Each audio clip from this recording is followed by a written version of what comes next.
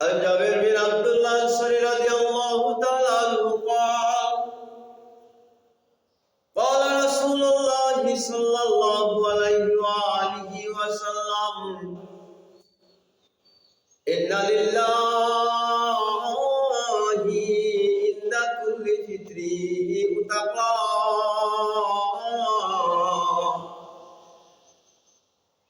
إن لله عند كل فطر عتقاء وذلك في كل ليلة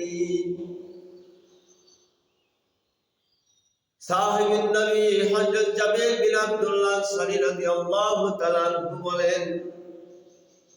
রাসূল আকরাম সাল্লাল্লাহু আলাইহি ওয়াসাল্লাম বলেছেন, প্রত্যেকটা রোজার রাতে আমার আল্লাহ সুবহানাহু ওয়া তাআলা অগণিত মানুষকে জাহান্নাম থেকে মুক্তি দান করে। আমার আল্লাহ সুবহানাহু ওয়া তাআলা প্রতি রাতে যদি রমজান মাসের প্রতি রাতে যদি জাহান্নাম থেকে জাহান্নামীদেরকে মুক্ত করে জান্নাতে দিয়ে দেন, তাহলে মুসলমানদের জন্য বড় একটা সুযোগ, একটা সুখবর। রোজার দিনে রোজা রেখে রোজার মাস ইবাদত বন্দেগীতে কাটিয়ে দিতে হবে। যে সমস্ত মানুষগুলো বলাবলি করে, নিজেরা বলাবলি করে বলতে চায় রোজার সাথে তারাবির কোনো সম্পর্ক নাই, রোজার সাথে রোজা পড়ে তারাবি না পড়লে কিছুই হবে না, ওই সমস্ত মানুষগুলো বলবো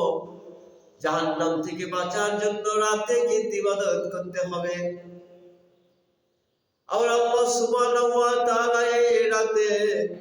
অগণিত মানুষদেরকে জাহান্নাম থেকে মুক্তি দান করেন। সুতরাং সারাদিন রোজা রেখে রমজানের রাতে তারাবির নামাজ জামাতের সহিত আদায় করে অন্তত পক্ষে আল্লাহ পাক সুবহানাহু ওয়া তাআলার কাছে যেন আমরা বলতে পারি, মাবুদ